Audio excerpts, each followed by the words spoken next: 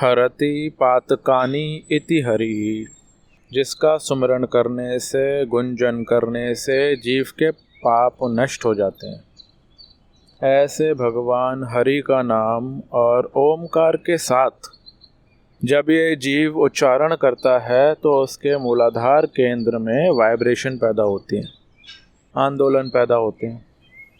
जैसे बिजली के तार से विद्युत प्रसार होती है, फिर चाहे फ्रिज में पानी ठंडा कर लो, फिर चाहे हीटर से पानी गर्म कर लो, या फिर लाइट जलाओ, या फिर जो करो तुम्हारी मर्जी, या फिर बिजली आती है पावर हाउस से। ऐसे ही पावर हाउस से सारे के सारे निकलने वाली जो बिजली है वो अलग अलग साधन होने से अलग अलग साधनों पे काम करती है। ऐसे ही पावर हाउसों का पावर हाउस जो परम आत्मा है, उस आत्मा से जितनी शक्ति आदमी की आती है उतना फिर वो जिस भी क्षेत्र में है उस क्षेत्र में वो उन्नत हो जाता है। चाहे कलाकारी हो, चाहे नृत्य हो, चाहे गीत हो, चाहे समाधि हो, चाहे राजसत्ता हो, या फिर किसी व्यक्ति को जानने की कला हो, जाने अनजाने जितनी आपकी अंतर शक्ति विकसित होती है उतना तुम अपने अपने क्षेत्र में बढ़िया काम कर लेते हो। ओम। पापी इंसान की ये पहचान है कि जिंदगी भर छोटे भोग भोगने का प्लान बनाता हुआ, अपने इस बाहर के शरीर को सजाता हुआ, टिप टॉप करता हुआ और जीवन भर इसी शरीर के पीछे लगता है।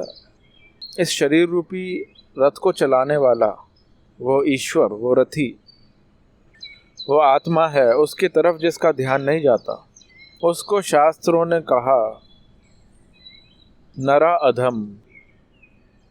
नरों में, मनुष्यों में वो अधम है। मन में आया ऐसा खा लिया, मन में ऐसा पहन लिया, मन में आया ऐसा भोग लिया, मन में आया वहीं चले गए। इसको अगर कोई स्वतंत्रता मानते हैं तो ये स्वतंत्रता तो कीड़े मकोड़ों को, जानवरों को है भाई। लेकिन ये लोग हजारों वर्ष पहले जैसा जीवन जीते थे ऐसा ही अभी भी जी रहे हैं, उन्नति नहीं कर पाए। 50 साल पहले जैसा चिड़िया घोंसला बनाती थी आज भी ऐसा ही बना रही है। 25 वर्ष 50 वर्ष पहले जैसे जानवर जंगलों में जीते थे आज भी ऐसे जी रहे हैं। मनुष्य में श्रवण करने की, मनन करने की और अंदर की छुपी हुई परमात्मा की शक्ति को विकसित करने की और उसको जगाकर फायदा उठाने की योग्यता है। इसीलिए वो मनुष्य और जीवों से श्रेष्ठ माना गया है। और जितने अंश में वो अपनी आत्मिक शक्ति जगाता है उतने अंश में वो श्रेष्ठ होता है। और हजारों सालों का काम अगर एक जन्म में कर देता है तो उसको हम लोग महापुरुष बोलते हैं, संत लोग बोलते हैं, राजे महाराजे और समाज के जो भी बड़े लोग होते हैं, कोई भी बड़े लोग, उन लोगों को वो आदर की दृष्टि से देखते हैं कि उसने अपने परमात्मा का, अपने राम का आदर किया है, उसने अपनी अंदर की शक्तियों को जगाया है। ओम। कह नानक सब तेरी वदियाई। जितना आदमी अंतर्मुख होता है उतना उन्नत होता है, और जितना बहिर्मुख होता है उतना वो तुच्छ होता जाता है। तो कुछ ऐसे मंत्र हैं जो जपने से सुषुप्त शक्तियाँ जागृत होती हैं। कुछ ऐसे मंत्र हैं जिससे प्रेम भाव और आनंद जागृत होता है। कुछ ऐसे मंत्र हैं जिससे आदमी का मनोबल भी विकसित होता है। कुछ ऐसे मंत्र हैं कि जिससे आरोग्यता की रक्षा होती है। कुछ ऐसे मंत्र हैं कि जिससे मन शांत होकर उस असीम की यात्रा करने की काबिलियत पा लेता है। कुछ ऐसे मंत्र हैं जिन मंत्रों से सुषुप्त शक्तियाँ जागृत होती हैं, और कुछ ऐसे मंत्र हैं कि जो किसी संप्रदाय में, समाज में दिए जाते हैं, तो वो संप्रदाय के अपने अपने मंत्र होते हैं। तो उन मंत्रों में भी 3 तरह के होते हैं। एक होते हैं तांत्रिक मंत्र, दूसरे होते हैं साबरी मंत्र, और तीसरे होते हैं वैदिक मंत्र। तांत्रिक मंत्रों का भी अपना प्रभाव है, लेकिन उसको परमात्मा प्राप्ति के काम में नहीं लाया जाता। वो छोटे संसार की चीज़ों में चमत्कार कर लेते हैं। इसीलिए समझदार महापुरुष तांत्रिक मंत्रों पर या तांत्रिक साधना पर कोई जोर नहीं डालते, राजी नहीं होते। दूसरे होते हैं साबरी मंत्र। साबरी मंत्र भी सिद्ध होता है तो बड़ा चमत्कार करते हैं। साबरी मंत्रों के द्वारा, तांत्रिक मंत्रों के द्वारा शक्ति तो उसी परमात्मा की आती है। जैसे कसाई खाने में बिजली भी उसी डिपार्टमेंट से जाती है, और जहाँ लोग ध्यान भजन करते हैं, बंदगी करते हैं, वहाँ भी बिजली उसी पावर हाउस से जाती है। ठीक है ना। और आपके रसोई घर में भी बिजली वहीं से आती है, और पूजा के घर में भी वहीं से आती है, और बाथरूम में भी वहीं से आती है। ऐसे ही तांत्रिक मंत्रों में, साबरी मंत्रों में, सांप्रदायिक मंत्रों में, या फिर उस परम पवित्र वैदिक मंत्रों में शक्ति तो इस परमात्मा से ही आती है। वैदिक मंत्र जो हैं वो इस लोक में और परलोक में इस जीव का कल्याण करते हैं, और ये सारे जो मंत्र हैं वो अपने अपनी जगह पर ठीक है, काम चलो। जितना आपका किचन ज़रूरी है उतना ही घर में ड्राइंग रूम की भी ज़रूरत है। जितना ड्राइंग रूम की ज़रूरत है उतना ही एक लॉबी की भी ज़रूरत है, उतना ही बालकनी की भी ज़रूरत है, और इन सब की ज़रूरत तो इतनी और भी ज़रूरत है। तो ये संसार में हर तरह की, हर प्रकार की विद्या होती हैं। इसीलिए देखो, परेशान नहीं होना चाहिए, घबराना नहीं चाहिए कि ऐसा है, ये वैसा है, वो ऐसा है। भाई देखो, ऐसा वैसा है तभी तो जो ज्ञानी महापुरुष होते हैं उनकी कदर होती है, और आजकल तो उनकी भी नहीं होती, पर लेकिन जो समझदार होते हैं वो लोग जानते हैं। वो लोग जानते हैं कि असली स्वर्ण क्या है और गोल्ड प्लेटेड क्या है। तो इसीलिए दुनिया में हर तरह के लोग होते हैं कि देखो, बुद्धिमान आदमी वो है जो गुलाब में से कांटे नहीं चुनेगा, वो गुलाब चुन लेगा, और पानी का और खीर का भी वो अंतर जान लेगा कि क्या है। लाइट से आप चाहें आप उजाला कर सकते हैं, चाहे आप उससे आइसक्रीम बना सकते हैं, या फिर आप अपनी प्रेस कर सकते हैं, या फिर आप अब जैसे रिकॉर्ड हो रहा है ये भी लाइट के थ्रू हो रहा है, आप उससे कुछ भी कर सकते हैं। ये सत्संग भी विद्युत के थ्रू ही हो रहा है, और अगर बुद्धि नहीं है तो उसी बिजली से आप अपना जीवन भी गंवा सकते हैं। तो तुम्हारे अंदर जैसे बिजली एक शक्ति है, एक सामर्थ्य है, एक ओज है, ऐसे ही तुम्हारे अंदर बिजली का भी बिजली, विद्युत का भी विद्युत, जिन्होंने पावर हाउस बनाए इंजीनियरों ने, उन इंजीनियरों की बुद्धि में जहाँ से वो प्रेरणा आई, वो आत्मा का खजाना, वो आपके अंदर है। थॉमस अल्वा एडिसन ने रिसर्च करी, बल्ब बनाया, लेकिन एडिसन पहले तो असफल हो रहे थे, फिर भी असफल होने पर भी उसने कभी भी निराशा की सांस नहीं ली। बहुत प्रयोग करे और कुछ न कुछ गलती आके रह जाए और वो असफल हो जाए। एक दिन उसकी लेबोरेटरी में आग लग गई और सब जलकर खाक हो गया, और सुबह आया और देखा कि अपनी सारी लेबोरेटरी पूरी खाक हो गई जल के। थॉमस अल्वा एडिसन ने अपनी डायरी में लिखा कि आज इस आग ने मेरी लेबोरेटरी जला दी, उसके साथ साथ मेरी सारी गलतियां भी जल गईं।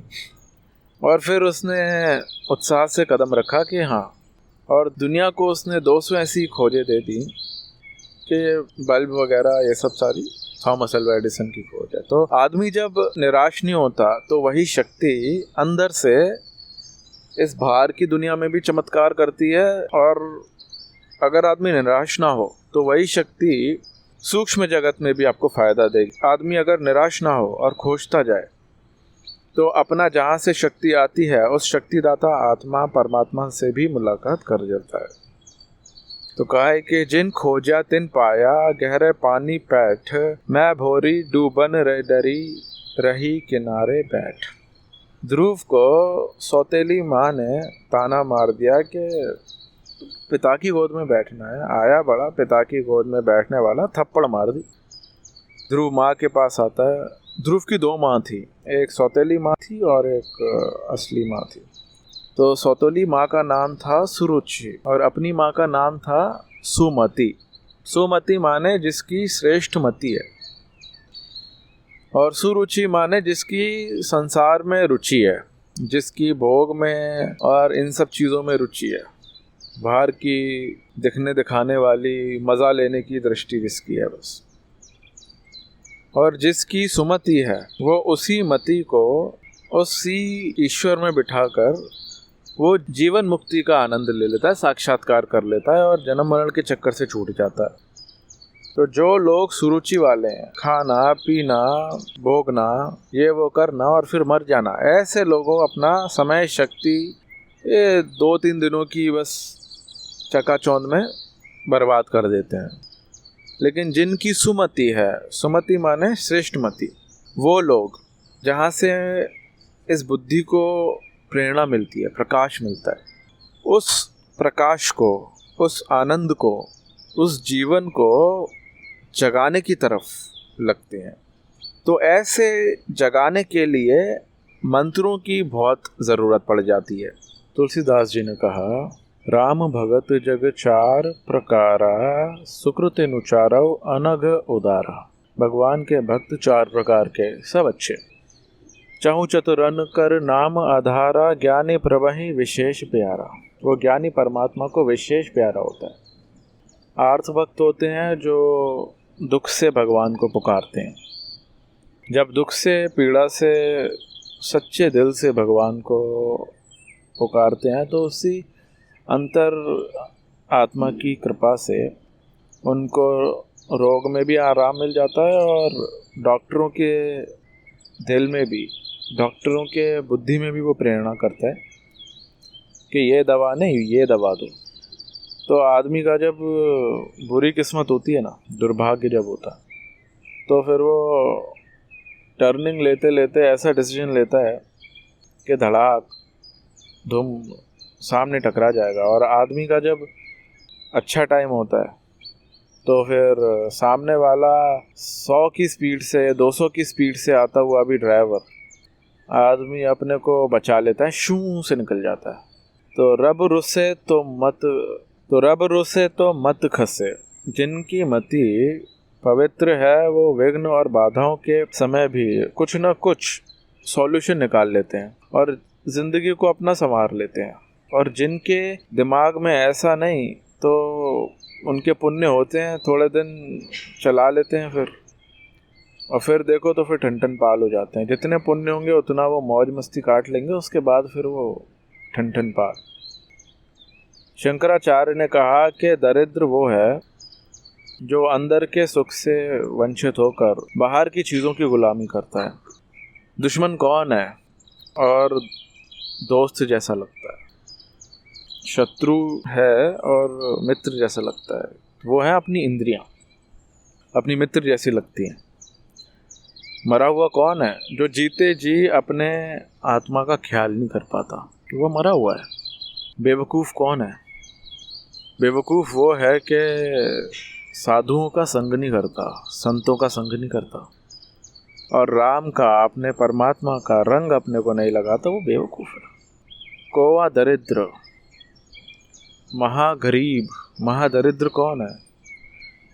कि जिसके अंदर तृष्णा है, कि जिसके अंदर बहुत ज़्यादा उसकी डिज़ायर्स हैं, बहुत ज़्यादा उसकी आकांक्षाएं कि ये मिल जाए, वो मिल जाए, ये चाहिए, वो चाहिए, और उसी चाह में खुद को खपा देता है, चाह में खुद को गंवा देता है, वो महादरिद्र। तो हरि में जब आप ह बोलते हैं तो आपके नाभि में वाइब्रेशन पैदा होती है, कई मंत्र होते हैं जो वैदिक मंत्र हैं, और कुछ तांत्रिक हैं और कुछ साबरी मंत्र हैं। साबरी मंत्र जपता था एक योगी। अहमदाबाद में एक माणिक चौक है, सोनी बाज़ार में, वहाँ पे मोस्टली ज्वेलर्स हैं, चौकसी बाज़ार भी बोलते हैं। तो माणिक चौक पहले वहाँ पे साबरमती नदी थी, और अहमद ने वहाँ दीवार चुनाना चालू किया, और दिन भर वो दीवार चुनाता था, अहमद बादशाह।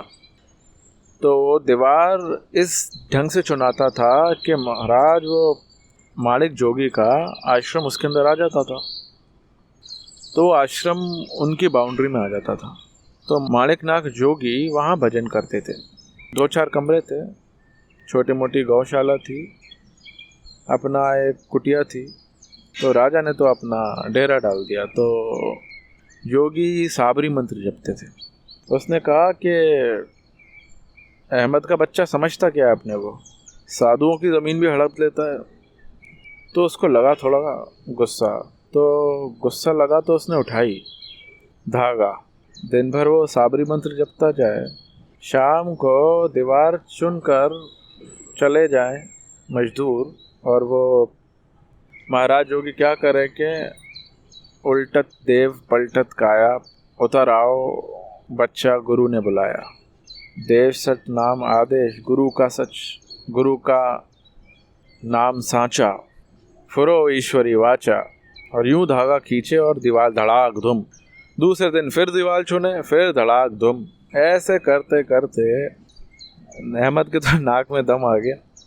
बोले क्या हो गया, जासूस लगाए, फिर एक जासूस, फिर दूसरे जासूस, फिर आदमी गिरा है तो पता चले, ये तो मंत्र के शक्ति से गिर रहा है।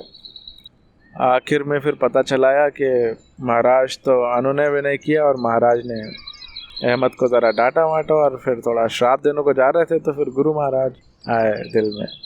गुरु महाराज ने कहा, देखो माणिकनाथ, नाथ संप्रदाय के वो संत थे, ये अहमद कोई साधारण आदमी नहीं है। अगले जन्म में ये साधु संतों की सेवा करता था, यशस्वी होने के लिए, भगवान को पाने के लिए नहीं। तो संत की सेवा व्यर्थ नहीं जाती। एक एक कदम चल के जो सत्संग सुनते हैं उसको अश्वमेघ यज्ञ का पुण्य प्राप्त होता है। तो ये अगले जन्म का पुण्य आत्मा है, और इसको परमात्मा नहीं चाहिए, इसको यश चाहिए। इसलिए इसके नाम का नगर बसेगा, और तू इसको आशीर्वाद कर दे, श्राप मत दे। जब गुरु ने अंदर प्रेरणा करी, तब माणिकनाथ ने अहमद को आशीर्वाद दिया कि बेटा, कर्णावती जो नगरी है इसका नाम अहमदाबाद पड़ेगा। पहले नाम था कर्णावती नगरी, तो कर्णावती नगरी का नाम अहमद के नाम से पड़ा, उसे अहमदाबाद बोलते हैं। तो बाबा जी ने जब आशीर्वाद दिया कि तेरे नाम से कर्णावती नगरी का नाम अहमदाबाद पड़ेगा, तो फिर वो खुश हो गया कि महाराज जी अगर आपका दुआ है तो फिर ये जो जगह आपकी है, हड़प रहा हूँ, लेकिन इस जगह को आपके नाम का चौक बनाऊंगा। तब से उस जगह का नाम माणिक चौक पड़ गया। तो ये साबरी मंत्र में जो ताकत आती है वो भी है तो ईश्वर की, लेकिन जो मंत्र जैसे रिदम से जपा जाता है उस प्रकार का उसमें सामर्थ्य हो जाता है। कुछ मंत्र वैदिक होते हैं और कुछ मंत्र सांप्रदायिक होते हैं। जैसे शैव लोग ओम नमः शिवाय, ओम नमः शिवाय, ओम नमः शिवाय जपते हैं, ये भी अच्छा है। गणपति लोग ओम गम गणपते नमः जपते हैं। वैदिक मंत्र तुम्हारी छुपी हुई शक्ति कैसे जगाना, इस बात का संकेत करते हैं। उन वैदिक मंत्रों में भी ओमकार जो है सरताज है। इसीलिए जो भी सनातन धर्म के जो संप्रदाय हैं उन्होंने ओमकार का सहारा लिया। कहते हैं कि सिख धर्म का पहला ग्रंथ है सुखमनी, और सुखमनी का पहला वचन है एक ओंकार। वो परमात्मा एक है और उसकी ध्वनि ओमकार है। तो हम लोग जब हरिओम बोलते हैं तो ह से हमारे नाभि केंद्र में वाइब्रेशन पैदा होती है, और ओमकार से हमारी सुषुप्त चेतनाएं जागृत होती हैं।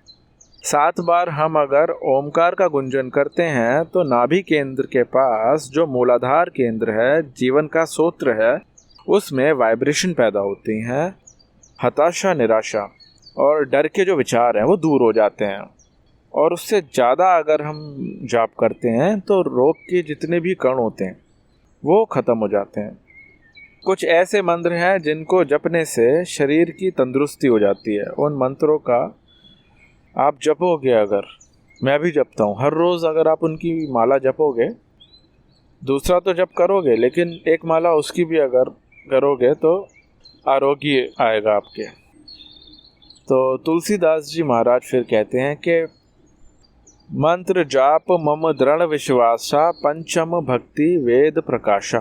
मंत्र जाप करे लेकिन मंत्र में दृढ़ विश्वास करके मंत्र जाप करे, और मंत्र में जितनी अक्षर कम हो उतना मंत्र पावरफुल होता है। मंत्र जपने में जितनी रिदम सेट होती हो उतना जापक जल्दी सिद्ध होता है, उसका स्वभाव जल्दी बदलता है। मंत्र जपने में मनमाना मंत्र नहीं, अगर शास्त्रीय मंत्र है, वैदिक मंत्र है तो उससे फ़ायदा ज़्यादा होगा। फिर भी किसी भी भाव से भगवान का मंत्र समझ के जपते हैं वो लोग अच्छे हैं, बढ़िया हैं। लेकिन अगर जल्दी यात्रा करनी है तो किसी जानकार व्यक्ति के संपर्क में आकर, उन महापुरुषों के पास आकर अगर आदमी थोड़ी साधना करता है तो उसको अनुभव होता है कि परमात्मा शक्तियाँ अपने बीच में कैसे चमक रही हैं।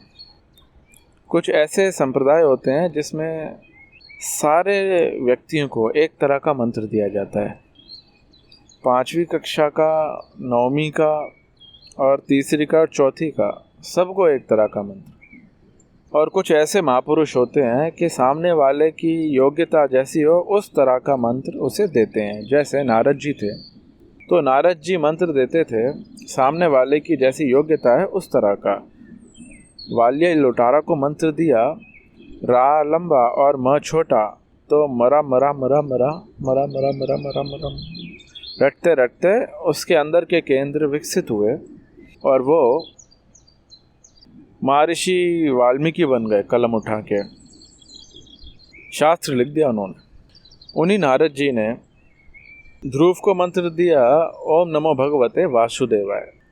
उन्हीं नारद जी ने राजाओं को मंत्र दिया या देवी सर्वभूतेषु शक्ति रूपेण संस्थिता नमस्तस्यै नमस्तस्यै। तो सामने वाला कैसा है और कैसा अधिकारी है, उसकी मनोवृत्ति कहाँ है, उस तरह का ख्याल करके अगर मंत्र दिया जाए तो सामने मंत्र लेने वाले साधक को जल्दी फ़ायदा हो जाता है। और सबको मिला के अगर एक साथ अगर घोड़ा गधा हाथी को एक ही लाठी से हाँक दिया जाए तो फिर उसमें उनको होता है कि हमने मंत्र ले लिया, मर जाएंगे तो फिर गुरु कंधे पे बिठा के ले जाएंगे स्वर्ग में इधर उधर। लेकिन गुरु जी के कंधे तो यहीं जमा होने वाले हैं, तो परमात्मा में लीन हो जाएंगे वो। तो ये तो केवल अपने को ज़रा थोड़ा हिप्नोटाइज करने जैसी बात। तो मंत्र जाप मम दृढ़ विश्वासा पंचम भक्ति वेद प्रकाशा, ये भक्ति का 5वां सोपान है। तो इस मंत्रों को जानने से इस जीव को घर में कलेश को बदलना हो तो कैसे बदले। देखो, घर में स्वभाव सबका अलग अलग होता है, झगड़ा होता है, पत्नी का अपना स्वभाव है, पत्नी का अपना है, भाई का अपना है। ऐसे अगर स्वभाव हो जाता है तो क्या करना चाहिए कि थोड़ा घर में धूप करके घर के लोग मिलकर लंबा सांस लेकर राम कह दे, ओम कह दे, या फिर जिस मंत्र में विश्वास करते हैं उस मंत्र को जपते हुए गहरा श्वास ले और एक साथ मंत्र जाप करें तो कुछ ही दिनों में कलेश वाला स्वभाव प्यार में बदलने लग जाएगा। समझो बच्चा डरता है तो उसको एक तरह का मंत्र देकर उसमें प्रोत्साहन भर दो, बच्चे का डर भाग जाएगा। बच्चे की याद शक्ति अगर बढ़ानी है तो एक तरह का मंत्र है, वो जपने से बच्चे की याद शक्ति बढ़ती है और बड़ा इंटेलिजेंट और बड़ा शार्प बन जाता है, मेधावी हो जाता है। 11 वर्ष के थे बीरबल। अब उस टाइम की बात है, आगरा में पान का गल्ला चलाता था बीरबल। अकबर वहाँ ठहरा करता था आगरा में। तो अकबर का जो पान लगाने वाला खोजा था वो खोजा, वो बीरबल के पास गया कि क्यों बड़े मियाँ, चूना मिल जाएगा पाँव भर। वो समय बीरबल क्या कर रहे थे, सुपारी काट रहे थे पान के गल्ले पर और सारस्वती मंत्र का जाप कर रहे थे। बीरबल ने सारस्वती मंत्र का जाप करते करते समय और गहराई से देखा तो बीरबल सारी बात समझ गया। खोजा का बोला कि पाव भर चूना लेने का तो आया है, लेकिन यही चूना तेरी मौत का कारण बन जाएगा। बोला तौबा तौबा, ये कैसी बात कर रहे हो। बोला कि तूने आज राजा साहब को पान लगाने में चूना ज़्यादा कर दिया है, उनकी जीभ पर चंदा पड़ गया, इसीलिए गुस्से में आकर चूना मंगवाया है और वो तेरे को अपने सामने बिठाल के चूना खिलाएंगे। बोले खुदा खैर करे बंदा लहर करे। बोले खुदा खैर तो करे, लेकिन बंदा जब तक दिमाग उपयोग में लाएगा तभी तो खुदा खैर करेगा, वरना क्या खुदा बेचारा खैर करेगा। बोले क्या करे। बोले देख खोजा, ऐसा कर कि चूने को घी मारता है और घी को चूना मारता है, तू घी ले जा और अंदर जाए, तब थोड़ा घी पी लेना और बाद में चूना खाना, तो चूने को घी हजम करेगा और घी को चूना हजम कर लेगा, तू जिंदा रह जाएगा। और अगर तू भाग भी जाएगा तो भी राजा सिपाहियों को बुला के तेरे को पकड़ा देगा, और अगर जी हजूरी भी करेगा फिर भी काम नहीं चलेगा। युक्ति से मुक्ति होती है। खोजे को बात समझ आ गई कि घी कहाँ से ले आए। बोले कि मैं लाया हूँ, कल चाहिए तो ले जा। खोजा घी और चूना ले गया बीरबल से और घी पी गया और चूना जाकर अकबर के सामने रख दिया। अकबर गुस्से में आकर के नालायक, ऐसा पान लगाता है, ये करता है वो करता है, खा मेरे सामने। भाले वालों को बुला दे, इस कमबख्त को खिलाओ इस चूने को। वो तो मज़े से खा गया क्योंकि जानता था घी पी रखा है। बोले अब जा घर जाके मर। वो घर गया, नींद वींद करके आराम करके दूसरे दिन मज़े से आ गया ड्यूटी पे। बोले तू जिंदा कैसे रह गया, कुछ हुआ नहीं तेरे को, अंदर फटा नहीं तेरा।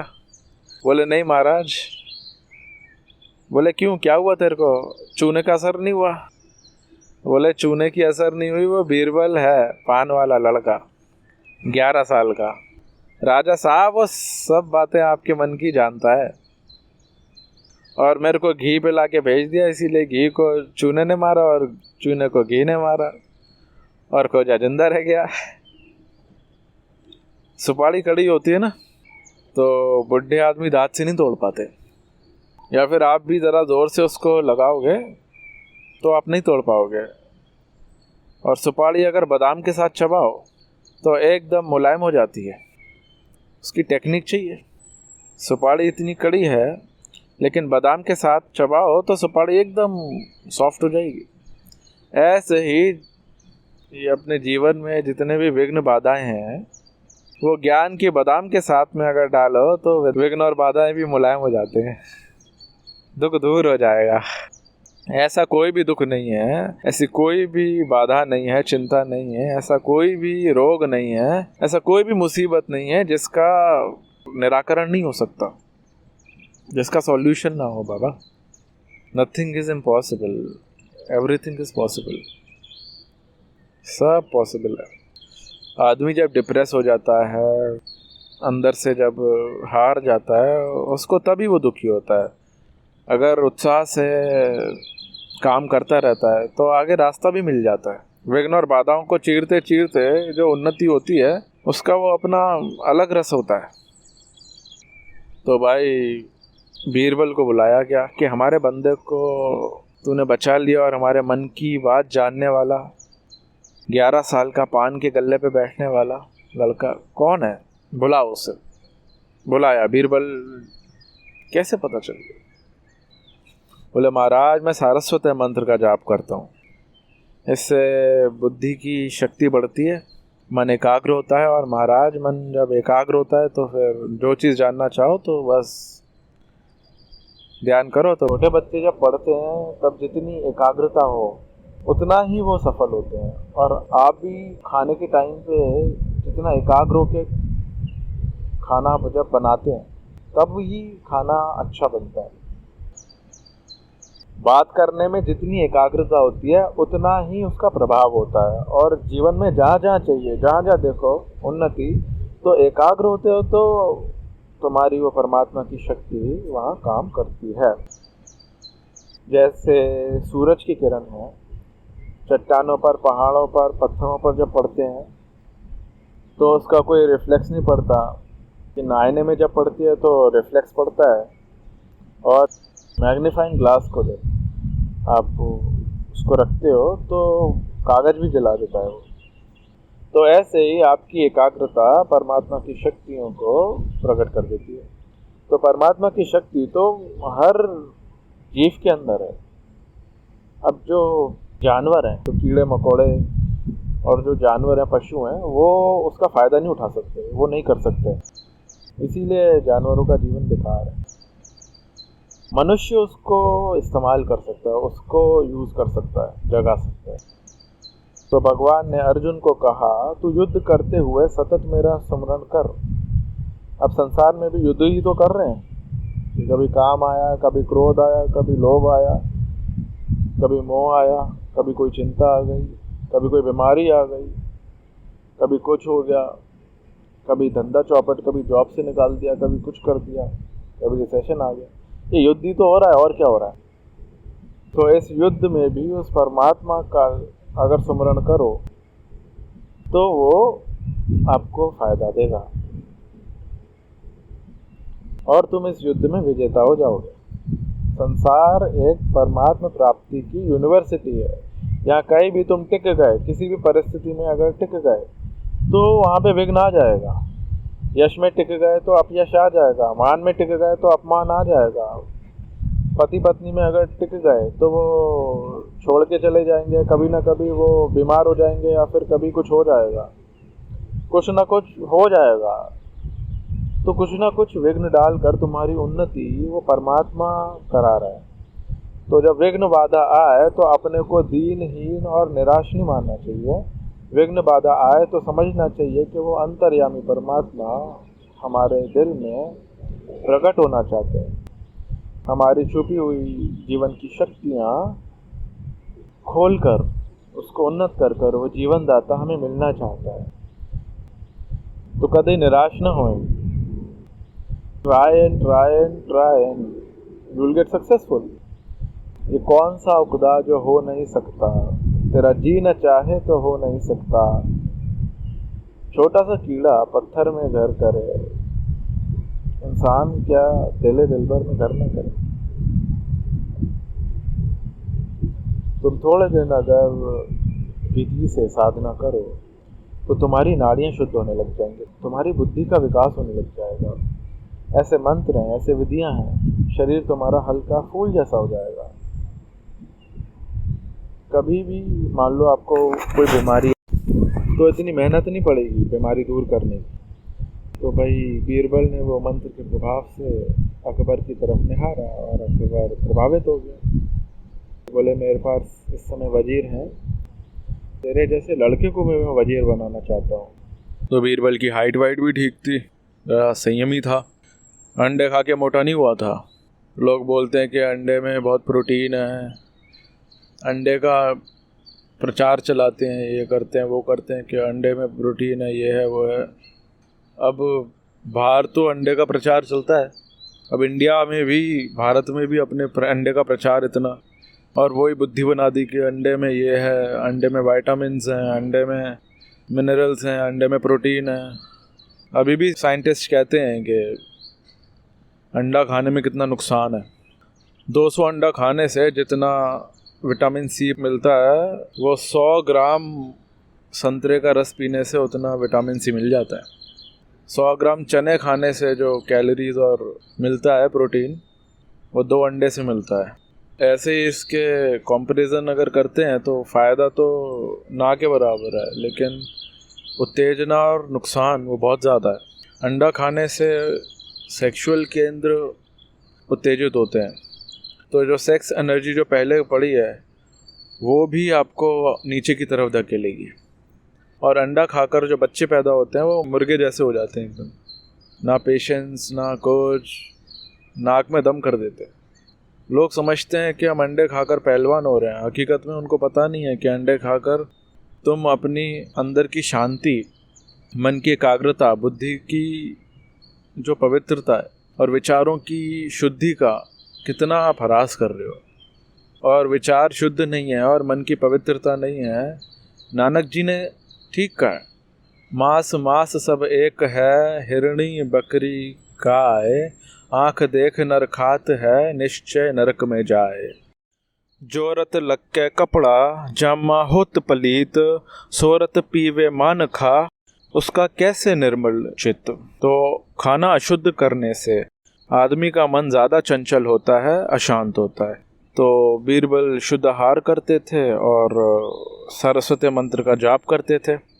तो अकबर ने पूछा कि 12 में से एक जाए तो कितने बचे। सब वजीरों ने कहा कि 11 बचे। बीरबल का वारा है कि बीरबल ने कहा, जहाँपना 12 में से एक गया तो कुछ नहीं बचा। अरे लड़का ऐसे कैसे? बोले जहाँपना जब सवाल पूछते होंगे तो 12 में से एक गया तो कोई साधारण थोड़ी होगा। जैसे केले के पाते पाते में बात होती है, तो महाराजाओं की बात बात में बात होती है। 12 में से एक गया तो सब गए। बोले कैसे? बोले हजूर 12 महीने होते हैं साल,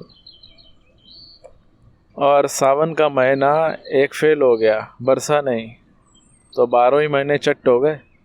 किसान का बचा ही गया फिर उसके पास। बीरबल क्या तेरी बात है।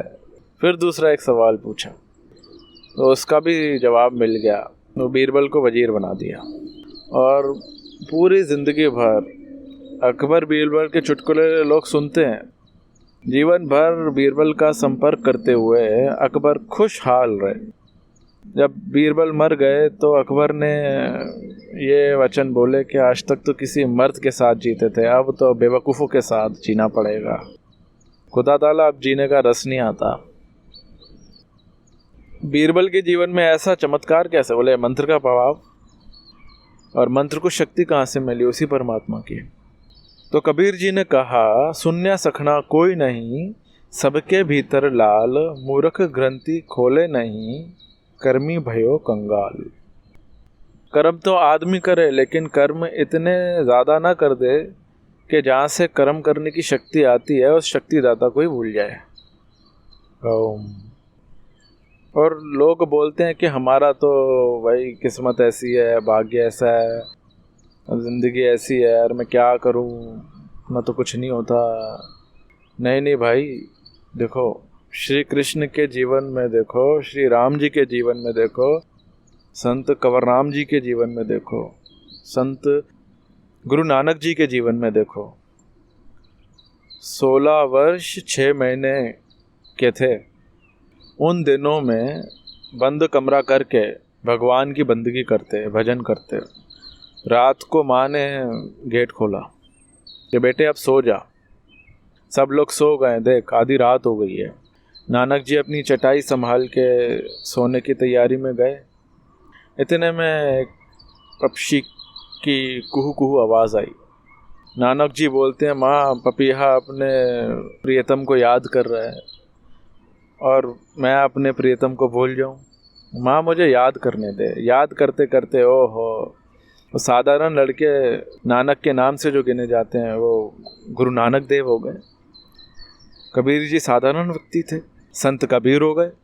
कबीर की इच्छा थी कि रामानंद स्वामी से मुझे मंत्र दीक्षा मिले। मंत्र देने वाले संत जितने ज़्यादा अनुभवी होते हैं उतने ज़्यादा शिष्य का मंगल होता है, उत्थान होता है।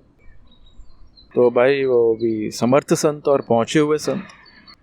लेकिन कबीर जी कौन सी जाति के थे पता नहीं था, क्योंकि रास्ते से मिले थे बच्चे और झूला ने पाला था। तो कोई समझते थे कि वन का है, कोई समझते थे कि झूला का है, पुत्र है। तो पंडित लोग उसको गुरु के पास नहीं जाने देते थे। फिर कबीर जी ने क्या किया कि गुरु महाराज रोज़ नहाने अमृत वेले जाते हैं 3-4 बजे। तो कबीर जी ने घास फूस की एक दीवार बना दी और एक जगह रास्ता बना दिया। अब रामानंद स्वामी खड़ाऊ पहनते थे। टप टप टप जब उनकी सीढ़ियों पर आवाज़ आती थी, तो कबीर जी वहाँ अंधेरे में लेट गए और कबीर जी के ऊपर रामानंद स्वामी की चरण लग गया। तो कबीर जी के जब चरण लगा रामानंद स्वामी के, तो रामानंद स्वामी जी बोले राम राम, और कबीर जी ने वो राम राम मंत्र ले लिया। अब राम राम रटते रटते रटते रटते कबीर जी तो भाई मस्ती में हो गए, महान हो गए, और कबीर के जीवन में कुछ प्रभाव आने लग गया। अब पंडितों ने कहा कि अरे तू तो भाई तेरा गुरु नहीं है कोई, तू तो निगुरा है। और बोले कि नहीं, मेरे गुरु तो स्वामी रामानंद है। जय गुरु रामानंद, जय गुरु रामानंद। राम राम मेरा रोम रोम में रम रहा है, मेरा रामानंद। जाके रामानंद को कहा कि तुमने मंत्र पलित कर दिया, तुमने तो भाई यौवन को मंत्र दे दिया। रामानंद जी ने कहा मैंने तो उनको मंत्र नहीं दिया। बोले ले आओ मेरे पास। उस समय पंडित लोग समझते थे कि भगवान प्राप्ति कराना कोई हमारा डिपार्टमेंट है, पंडित समझते थे हमारी मोनोपोली है। हकीकत में देखो, ईश्वर के रास्ते जाना किसी की मोनोपोली नहीं है। जो सच्चे महापुरुष होते हैं उनके साथ में साधक आता है, उन्नत हो जाता है। और भगवान तो बाबा सबके हृदय में बसा है। भगवान कोई किराने की दुकान की कोई चीज़ नहीं है, कोई डिपार्टमेंटल स्टोर का कोई प्रोडक्ट नहीं है कि जो उठा के कोई दे देगा। भगवान तो छुपा है, लेकिन अज्ञान की परतें दूर करने के लिए बस टेक्निक बढ़िया हो तो काम जल्दी बन जाता है। कबीर जी को लाया गया, सभा के बीच ऊंचे आसन पर महाराज बैठे थे। अब इर्द गिर्द सारे पंडित थे। कबीर जी को मुजरिम की तरह लेके आया गया। फिर महाराज जी ने कहा कि भाई मैंने तेरे को कब मंत्र दीक्षा दी? कबीर जी ने कहा गुरु महाराज कुछ महीने पहले सुबह सुबह के टाइम, प्रभात के समय। बोले मैंने तो प्रभात के समय मैंने तो को नामदान नहीं दिया। बोले गंगा किनारे आप नहाने को जा रहे थे। बोले राम राम राम, झूठ बोलता है। बोले महाराज झूठ नहीं बोलता हूँ, सच बोल रहा हूँ। बोले मेरे सामने मेरे को झूठा कर रहा है। उठाई खड़ा हो, जैसे माँ का हाथ चलता है ना, गाल पे आता है तो भाई 2.5 किलो का हाथ हो जाता है वो, जैसे गाल पे आता है। ऐसे ही रामानंद स्वामी बोले झूठ बोलता है। बोले महाराज नहीं। गुरु महाराज ने खड़ा हो दे मारी 2-4 से। बोले राम राम राम, मेरे को झूठा बोलता है। बोले तब की दीक्षा झूठी थी तो गुरु महाराज अब की तो सच्ची। आपके खड़ाऊ का भी स्पर्श हो गया और राम नाम भी आपके श्रीमुख से मिल गया। बोले तब की दीक्षा झूठी तो अब का तो नामदान सच्चा। रामानंद स्वामी समझ गए कि सत्पात्र शिष्य है और ये राम नाम के जप करके बहुत तेजी से बढ़ेगा। उनको भाई कि चाहे तुम लोग मानो या ना मानो, लेकिन मेरा तो ये शिष्य कबीर जी हैं। और कबीर जी संत कबीर के नाम से उन्नत हो गए। तुलसीदास जी महाराज समाधि में बैठते थे। राम राम रटते रटते फिर उस श्वास को रिदम बनाकर, जहाँ से राम की चेतना रोम रोम में बसती है, वहाँ दिल लगाकर समाधि में बैठते थे। तुलसीदास जी महाराज के दर्शन करने गए थे नाभाजी महाराज, जिन्होंने भक्तमाल लिखी। गुजरात में बहुत नाम है उनका। भक्तों को जो कठिनाइयाँ मिलती थी वो भक्तमाल से सॉल्व हो जाती है। वो नाभाजी महाराज तुलसीदास जी के दर्शन करने गए। तुलसीदास जी महाराज समाधि में थे, तो नाभाजी महाराज वापस चले गए। तो भक्तों ने बताया कि नाभाजी महाराज आए थे। तुलसीदास जी को दुख हुआ कि संत मेरे द्वार आए और मेरे को दर्शन नहीं हुआ।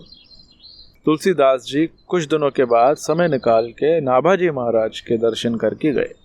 उस समय नाभाजी महाराज के आश्रम में भंडारा हो रहा था। अब नाभाजी महाराज के पास गए कौन? तुलसीदास जी महाराज। तुलसीदास महाराज के उस समय नाभाजी महाराज के आश्रम में भंडारा हो रहा था और भंडारे में साधु संत और भक्त लोग बैठे थे। तो महाराज जहाँ जूतियाँ पड़ी थी वहाँ तुलसीदास जी छुप के शांति से जाके बैठ गए। परोसने वाला जब परोसने आया तो उसने तो पत्तले परोस दिए थे, दोने परोस दिए थे। अभी तो बाद में आके बैठे थे। तो फिर परोसने वाला पुड़ियाँ लेके निकला, तो पुड़ियाँ हाथ में ले ली। तो फिर मालपुए बांटने वाला है तो मालपुए हाथ में ले लिए।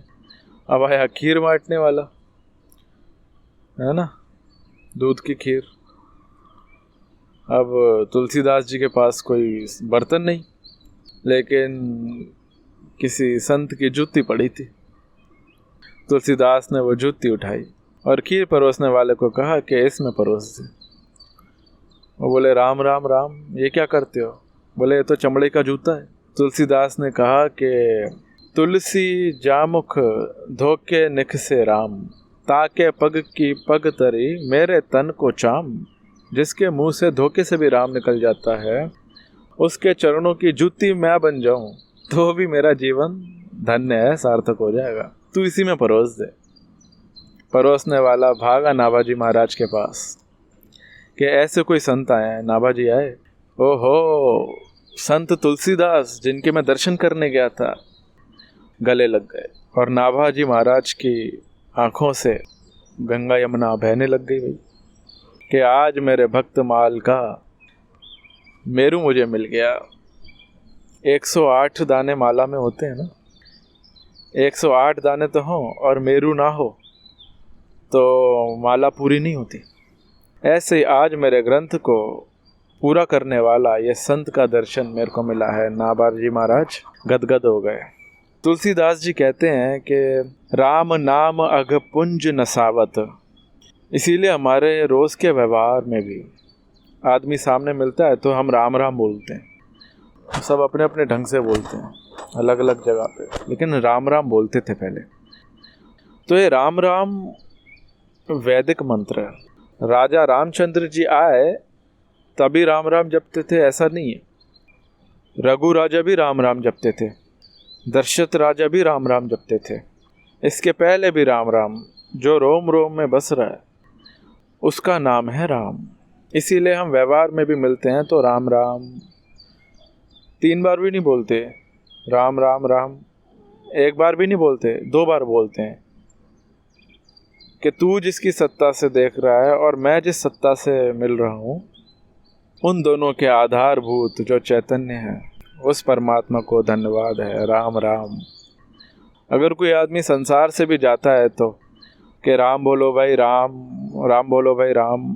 अगर किसी आदमी का ये वो हो जाता है तो बोले इसका बेचारे का तो राम रम गया है।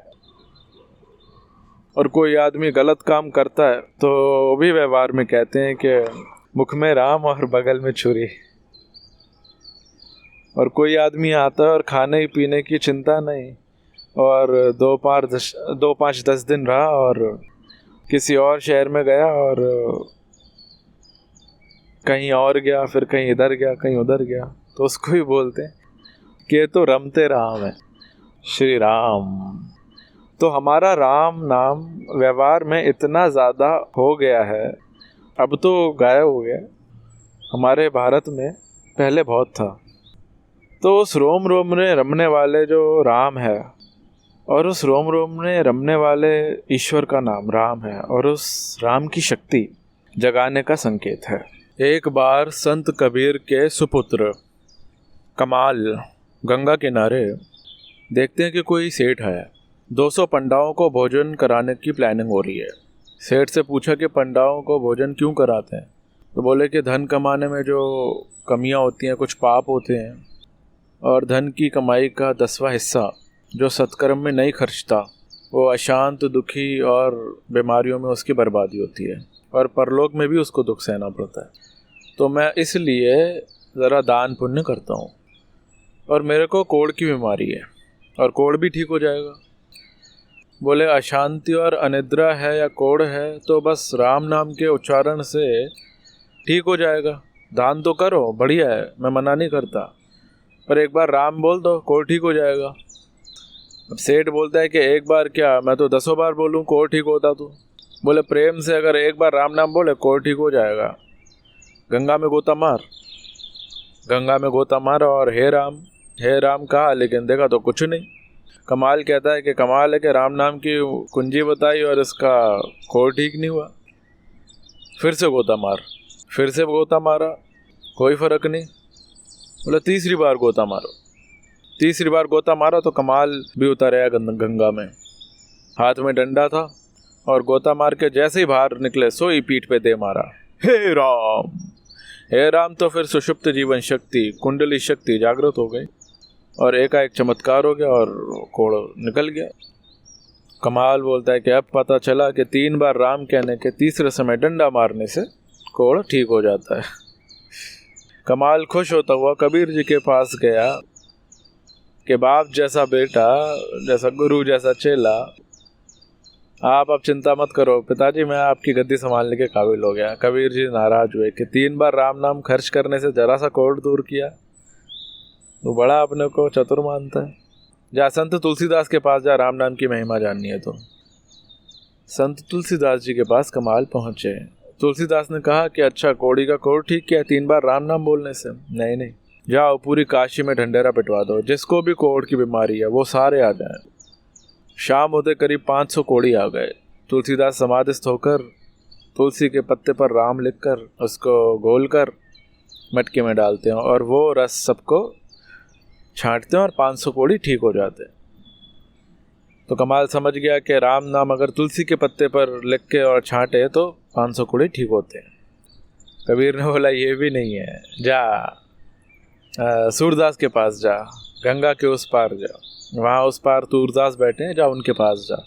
मैं तेरे को लेके गए, मित्र को लेके गए गंगा के उस पार, कि हमने उस पार कि हमने पिताजी को मनाना चाहा, लेकिन पिताजी राम नाम की महिमा आपके पास हमको भेजा है सीखने के लिए। बताओ राम नाम की क्या महिमा है? बोले देखो गंगा जी में जवान का मुर्दा बाहर जा रहा है, जाओ लेके आओ, मैं दिखा दूँ। कमाल सोचता है कि कमाल है, आंखें हैं नहीं, सूरदास हैं और गंगा में मुर्दा बाहर जा रहा है। दोस्त के सहयोग से मुर्दे को घसीटते हुए ले आए और महाराज सूरदास जी महाराज ने मुर्दे का हाथ पकड़ के कान में बस राम शब्द का बस रकार का संकल्प करके मुर्दा जिंदा हो गया।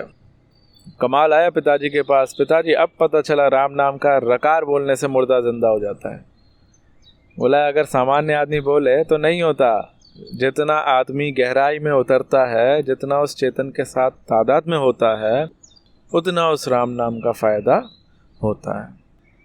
अब जैसे संत कंवर राम, वरी चऊं श्री राम, साईं कंवर राम की माँ तीर्थबाई संत रामदास जी के आश्रम में झाड़ू लगाती थी, शबरी की तरह मटका पानी का भर के रखती थी और जो कथा सुन के जाए वो पानी पी के जाए। सालों के बाद संत रामदास जी महाराज की नज़र पड़ी कि माई इतनी सेवा करती है, क्या चाहिए? कि बाबा कुछ नहीं, बस तुम्हारी कृपा चाहिए। तो बोले अच्छा अच्छा, भगवान जी दया करें, भगवान की दया होगी, जाओ। तो बच्चा हो गया, एक बच्चे का नाम कंवर राम रखा गया। माँ ने बच्चे को कहा कि बेटा साधु संत मिल जाए तो उन्हें ऐसे ही खिलाना। तो वो गरीब कुल में जन्मे थे। आप गरीब कुल के हो या बड़े कुल के हो, पढ़े हो या अनपढ़ हो, लेकिन जीवन शक्ति तो भाई सबके अंदर एक जैसी छुपी है। कोई साधु संत मिल जाए और उसको भोजन खिला देना, पैसा ना लेना। साधुओं की जमात आ रही थी, भूखे प्यासे थे। कंवर राम को बोला कि चुप रहना, तपेली तो खाली हो गई। संतों ने बोला पैसा लो। बोले नहीं महाराज, इतनी सेवा बस। जे को जन्म मरण ते डरे, साध जना की शरणी पड़े, जे को अपना दुख मिटावे, साध जना की सेवा पावे। नानक जी का वचन। उस माँ ने बता दिया बेटा कि सेवा करना, पैसा मत लेना। महाराज मेरे को कुछ नहीं चाहिए। अरे तू भी तो खाता होगा। अरे खाता तो हूँ, पर संत ने सोचा कि तू बाहर का धन नहीं लेता तो अंदर का धन हम देंगे। निगाह डाली, बोले बैठ सामने। अपनी आँखों से उन्होंने नूरानी नज़र से देखा। महाराज वो चित्त शक्ति जागृत हो गई। अब तो उनका बस कंठ मधुर हो गया। अब तो उनकी बस आवाज़ आकर्षक हो गई, वाणी आकर्षक हो गई, चित्त प्रसन्न रहने लग गया। नूरानी नजर सा दिलवर दरवेशन निहाल खरी चढ़ियो। संत कंवर राम के वचन। वया जादू हणी मुझे जिय में जोगी, वया जादू हणी मुझे जिय में जोगी।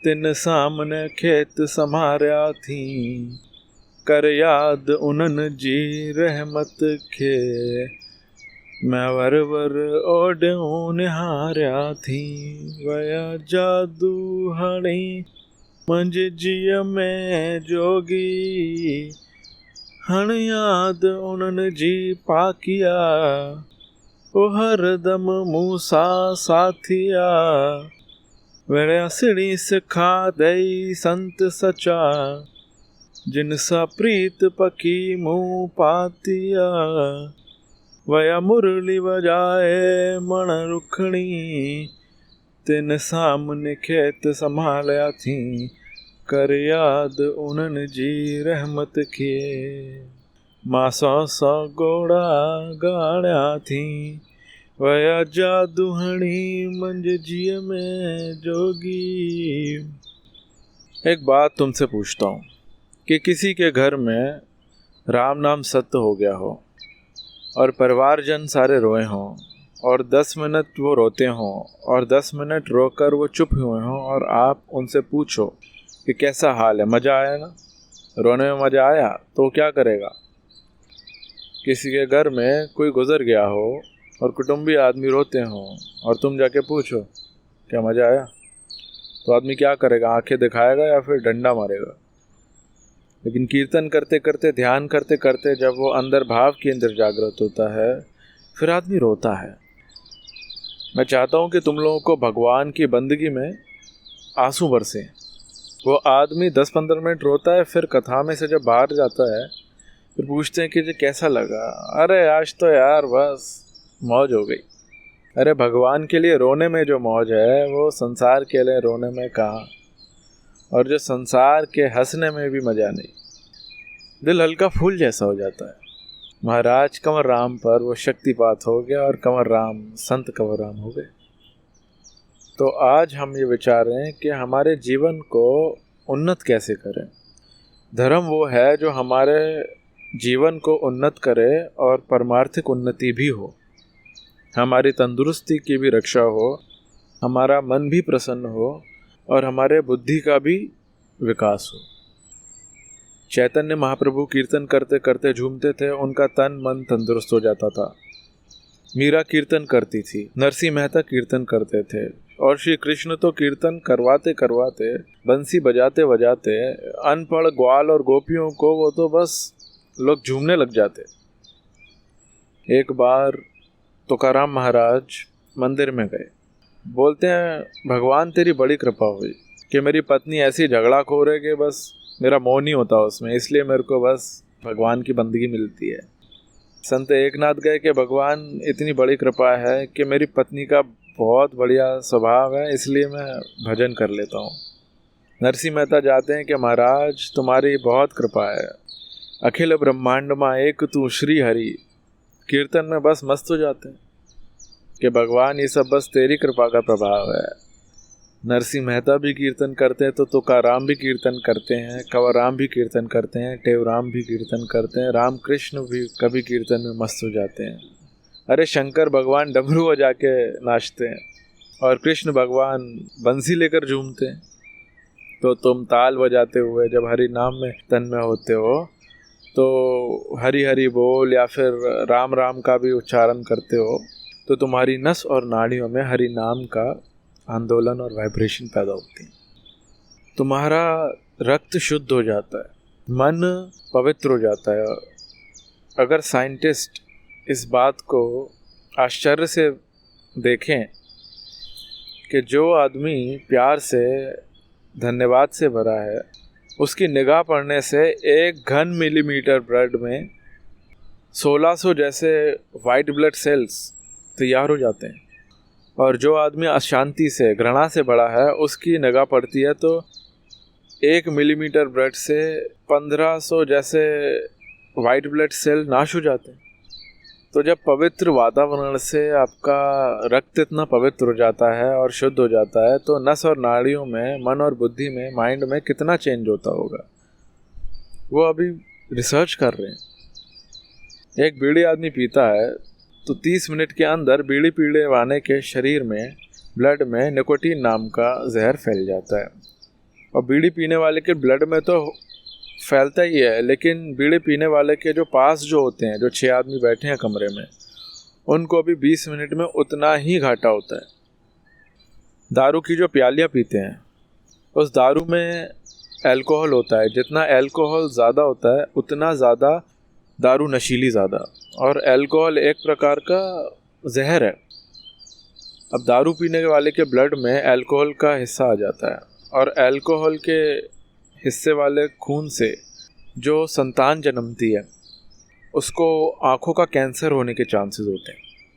उस बच्चे को नहीं हुआ तो बच्चे के बच्चे को, या फिर उसके बच्चे को, या फिर उसके बच्चे को हो सकता है, या फिर कहीं ना कहीं 10वीं पीढ़ी या फिर 9वीं पीढ़ी में आँख का कैंसर हो सकता है। अब शराब तो उसने पी, लेकिन 10वीं पीढ़ी तक उनकी बर्बादी हो सकती है। अब जब बोतल की शराब 10 पीढ़ी को बर्बाद कर सकती है, तो राम नाम की शराब 21 कुल को आबाद कर दे, इसमें क्या आश्चर्य है। एक बीड़ी 6 आदमी का सत्यानाश कर सकती है उसी कमरे में, तो राम नाम की आवाज़, उसकी ध्वनि आसपास के वातावरण को अगर पवित्र कर दे, तो इसमें क्या आश्चर्य है। त्रेता युग बदल रहा था और कलयुग आ रहा था, और राजा परीक्षित की नज़र पड़ी कि एक शूद्र बैल का पैर काट रहा है। बोले, या तेरे को यमराज के पास भेज देता हूँ। बोला कि भाई मैं साधारण आदमी नहीं, मैं तो कलयुग हूँ, मैं तो तेरे को मारूंगा। बोले, महाराज मेरे में बहुत दोष है, लेकिन मेरे अंदर एक गुण भी है। कलयुग में स्त्रियाँ बाजार तक चली जाएंगी, भाई भाई का लिहाज नहीं रखेगा। कलयुग में मैं जुआ में रहूँगा, सोने में रहूँगा, और ऐसे ऐसे अपने दोष बताए। बोला, रुक तेरे को भी मारता हूँ। बोले, महाराज रुको, सतयुग में 12 साल तप करने से, त्रेता और द्वापर में यज्ञ करने से जितना पुण्य होता था, कलयुग में 1 माला 100 बार भगवान का नाम लेने से उतना पुण्य होगा जितना 12 साल में होता था। 12 साल आदमी तपस्या करे, उतना पुण्य कलयुग में 1 माला 108 बार भगवान नाम लेने से उतना पुण्य होगा। तो परीक्षित राता में तीर कमान रख दिया। कलयुग दूर जाकर हंसने लगा कि क्यों रे, हंसता क्यों है? बोले, महाराज हंसता इसलिए हूँ कि मैं ऐसा कलयुग हूँ कि 1 माला करने दूँ तब ना, घंटों भर गप्पे शप्पे में चला जाएगा, लेकिन 100 बार भगवान का नाम नहीं लेने दूंगा, जबान पे ताला धर दूंगा। भगवान ने कहा, अगर तू ताला धरेगा तो कीर्तन की परंपरा चलेगी, ताला खोलने वाले संत भी पैदा हो जाएंगे। ओम चैतन्य महाप्रभु हो गए। वो 7 साल के थे, नदिया गांव में काशी के बहुत बड़े विद्वान आए थे, उनको शास्त्रार्थ करके परास्त कर दिया था। वो न्याय के बहुत बड़े आचार्य थे, टीचर थे वो लॉ के, और अपनी पाठशाला चलाते थे। और फिर उन्हें लग गया रंग, और हरि बोल करते करते कीर्तन करते झूमते थे। एक बार रास्ते में अपने साथियों के साथ जा रहे थे, अपनी मंडली के साथ, और उनको प्यास लगी। मट्ठा बेचने वाला, छाछ बेचने वाला रास्ते में मिला, वो छाछ। तो बोले, ए भाई मट्ठा पिला। साथियों ने पिया, चैतन्य महाप्रभु ने पिया। मट्ठा वाला बोलता है कि महाराज आज मेरा मट्ठा बेचना सार्थक हो गया। भक्त ने पैसा देना चाहा, मट्ठा वाला बोलता है नहीं। हरि बोल की मस्ती में जो मस्त संत, उसने मट्ठा वाले की तरफ निहारा। बोले, अच्छा अभी तो मट्ठा पड़ा है, अब बेचना मत, जा घर चला जा। घर गया तो फिर देखता है कि वहाँ मट्ठा नहीं है, वहाँ गिन्नियाँ पड़ी हैं। श्री राम, तुलसी अपने राम को रीज भजो या खीज, भूमि फेंके उगेंगे उल्टे सीधे बीज, सियावर रामचंद्र की जय। समर्थ रामदास के दर्शन करने गया था शिवाजी महाराज। दोपहर हो चुकी थी, साथ में खूब साथी थे, मंत्री थे, सिपाही सब थे। समर्थ रामदास की झोपड़ी और एक सेवक, और पास में पहाड़। रामदास ने कहा कि शिवा भोजन करके जाना। शिवा चौंका कि इतने सारे लोग। समर्थ रामदास जी उनका भाव समझ गए कि शिवा सब लोग भोजन करेंगे और तू भी भोजन करना। गुरुजी का सेवक चकित हो गया कि ये क्या बोल रहे हैं, इतना तो अपने पास मसाला भी नहीं है कुछ, और कब बनेगा। समर्थ रामदास जान गए रसोइये के भाव और शिवाजी के मन के भाव। बोले पहाड़ है ना, चट्टान है जो, इसके अंदर घुस जाओ और वहाँ भोजन तैयार है, बना बनाया तैयार है। शिवाजी महाराज घुसे, पकवान तैयार, मानो अभी कोई ताजी भोजन बनाकर रख के गए। सब ने भोजन किया और पान भी रखे हुए थे वहाँ पे, पान की बीड़े भी रखे थे। तो उसमें सोने के वर्क लगे हुए, चांदी के वर्क लगे हुए पान, उस तरह के पान शिवा ने खाए, शिवाजी की सेना ने खाए। समर्थ रामदास जी के चरणों में शिवाजी महाराज बोलते हैं कि प्रभु ये क्या लीला है, एक भी रसोईया नहीं, एक भी आंच जलाने वाली लकड़ी नहीं, और गर्मा गर्म व्यंजन तैयार। बोले शिवाजी इस बात को समझना है तो संत तुकाराम के पास जाओ। अब तो शिवाजी को और आश्चर्य हुआ कि संत तुकाराम के पास कभी जाएं, देखते हैं। कुछ महीनों के बाद संत तुकाराम के दर्शन करने को शिवाजी गए अपने पूरे काफिले के साथ। 2-3 माइल दूर काफिला रखा और आदमी भेजा कि शिवाजी आपके चरणों में दर्शन करना चाहते हैं, इजाज़त हो तो आओ। तुकाराम ने कहा कि अभी दोपहर हो गया है, तुम्हारे कितने आदमी हैं जो खुद भोजन बना के ही पाते हैं और दूसरे के हाथ का नहीं खाते, और कितने आदमी ऐसे हैं जो बना बनाया खाते हैं, और घोड़े कितने और हाथी कितने और ऊँट कितने हैं, मैं चारा भिजवा दूँ और दूसरों के लिए भी तैयार भोजन भिजवा दूँ।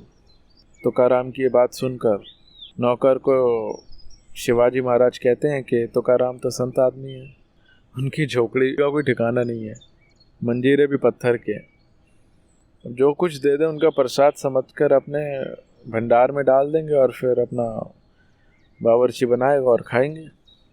आदमी गया और रास्ते में देखे तो एक की रसोई तैयार बनी आई है, और शिवाजी महाराज को बुलाने के लिए आदमी आ गए कि मंडप तैयार है।